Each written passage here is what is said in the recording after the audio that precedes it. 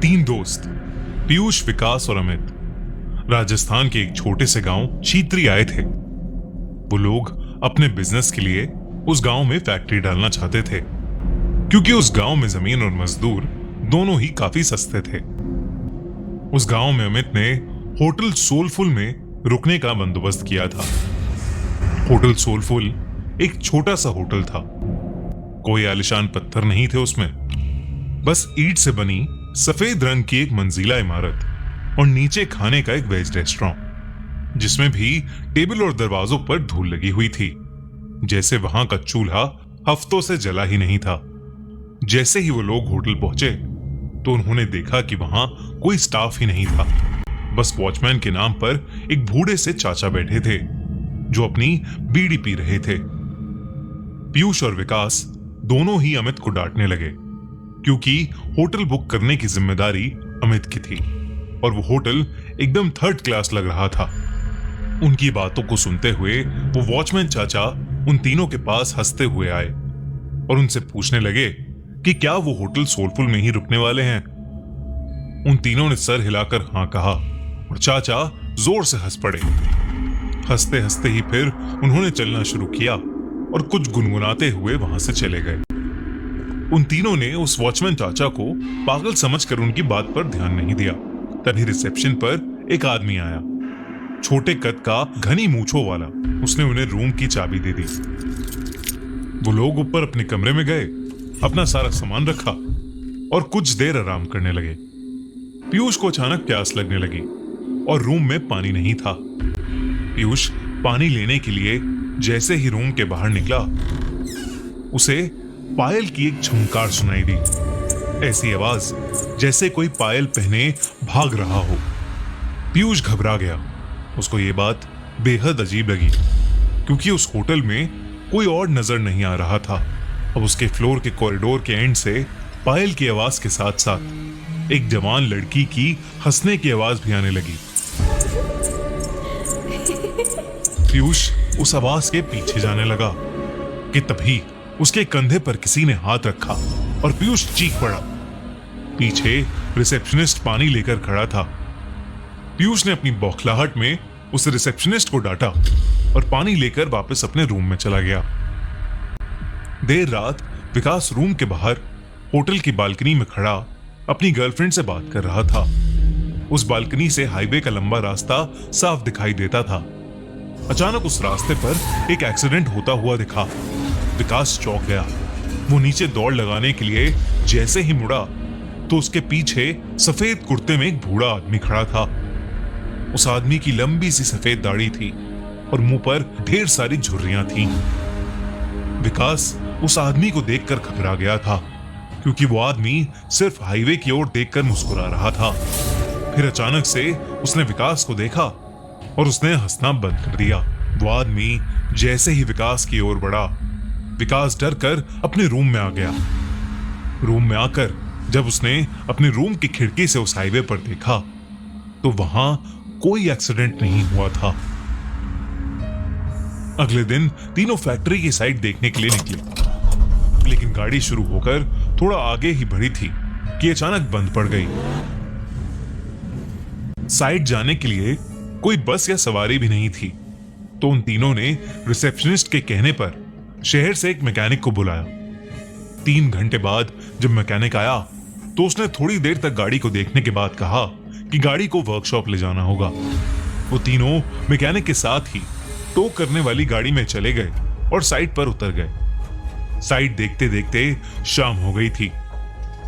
उनको मैकेनिक का कॉल आया कि उनकी गाड़ी पूरी तरह से बिगड़ चुकी है और वो कब तक बनेगी कहां नहीं जा सकता। अब उन्होंने वापस जाने के लिए एक ट्रक वाले से बात की और उस ट्रक वाले को होटल पर खाना खिलाने का लालच दिया। लेकिन जब उन्होंने उस ट्रक वाले के सामने होटल सोलफुल का नाम लिया, तब वो ट्रक वाला बेहद घबरा गया। उस ट्रक वाले ने उन्हें बताया कि होटल सोलफुल में भूतों का बसेरा है। उसने कहा कि होटल सोलफुल एक कब्रिस्तान पर बनाया गया था। एक नहीं बल्कि 100 से भी ज्यादा भूत वहां रहते हैं और इसलिए वहां कोई भी नहीं जाता। पीयूष और विकास के साथ हुए हादसों ने उन्हें सोचने पर मजबूर तो किया, पर अमित भूत प्रेत और सुपर नेचुरल चीजों में नहीं मानता था। उसने ये बात रफा दफा कर दी और ट्रक ड्राइवर से कहा कि वो उन्हें होटल से थोड़ा दूर ही उतार दे। बहुत मनाने के बाद वो ट्रक वाला मान गया और वो तीनों जैसे तैसे होटल पहुंचे। देर रात हो चुकी थी और तीनों कमरे में आराम कर रहे थे।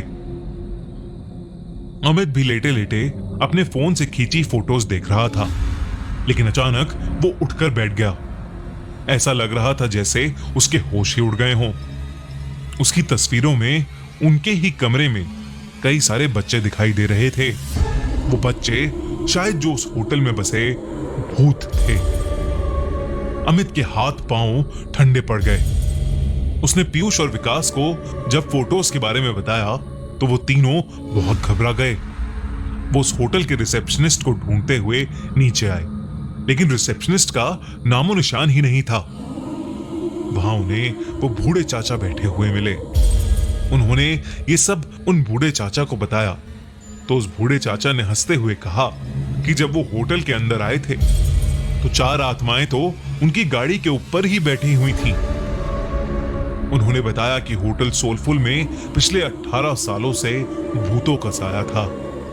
जब से ये होटल बना था तब से यहाँ के भूत होटल में आने वाले लोगों को जिंदा वापस नहीं जाने देते। किसी के एक्सीडेंट्स करवा देते हैं तो किसी को आत्महत्या करने पर मजबूर कर देते हैं। फिर होटल की बालकनी की ओर इशारा करके उन्होंने बताया कि वहां देखो, वो सफेद कुर्ते में एक बूढ़ा आदमी खड़ा है। उस आदमी ने यहां होटल बनाने से मना किया था क्योंकि यह जगह कब्रिस्तान की थी। लेकिन कुछ महीनों बाद होटल के सामने वाली रोड पर उसकी एक्सीडेंट से मौत हो गई और आखिर में उस वॉचमैन ने उन तीनों को बताया कि उनकी गाड़ी ठीक नहीं होने वाली थी। वो गाड़ी अपने साथ कई साए ले गई थी। होटल में रहने वाले उन बच्चों की आत्माओं को वो गाड़ी पसंद आ गई थी और शायद इसलिए वो तीनों अब तक जिंदा भी थे। उस बूढ़े वॉचमैन ने उनसे अपनी जान बचाकर वहां से निकल जाने को कहा। ये सब बातें सुनकर उन तीनों के पसीने छूट गए। उन्होंने फैसला किया कि वो अभी की अभी होटल से निकल जाएंगे। वो तीनों अपना सामान लेकर निकल ही रहे थे कि तभी उन्हें वो रिसेप्शनिस्ट मिला। वो तीनों उसे धक्का मार के वहां से तेजी से भागे। हाईवे पर आकर वो लोग आगे जा रही गाड़ियों से लिफ्ट मांगने लगे, लेकिन कोई गाड़ी रुकने का नाम ही नहीं ले रही थी। तभी वो रिसेप्शनिस्ट उनके पास आया और हाफते हुए उनसे पूछा कि वो लोग भाग क्यों रहे थे। रिसेप्शनिस्ट उन्हें होटल में वापस अंदर आने के लिए कहने लगा और तब अचानक से हवा के झोंके से उसका मफलर उड़ गया और उन तीनों को उसके गले में फांसी के फंदे का निशान दिखाई दिया। उन तीनों के पैरों तले जमीन खिसक गई। वो समझ गए कि शायद यहां सभी मर चुके हैं और कोई भी जिंदा नहीं है। तीनों डर के मारे हाईवे के रास्ते पर भागने लगे। भागते भागते जब कुछ दूर तक पहुंच गए तो उन्होंने पीछे पलट कर देखा। हवा में कई सारे भूत उस होटल के चक्कर लगा रहे थे और रोड पर खड़े वो वॉचमैन और रिसेप्शनिस्ट उन्हें देखकर अजीब तरीके से मुस्कुरा रहे थे। चीतरी गांव के बारे में बात करने से आज भी वो तीनों बेहद घबराते हैं। उनकी जान तो बच गई, पर जिंदगी भर के लिए उनके मन में उस जगह का डर बैठ गया था।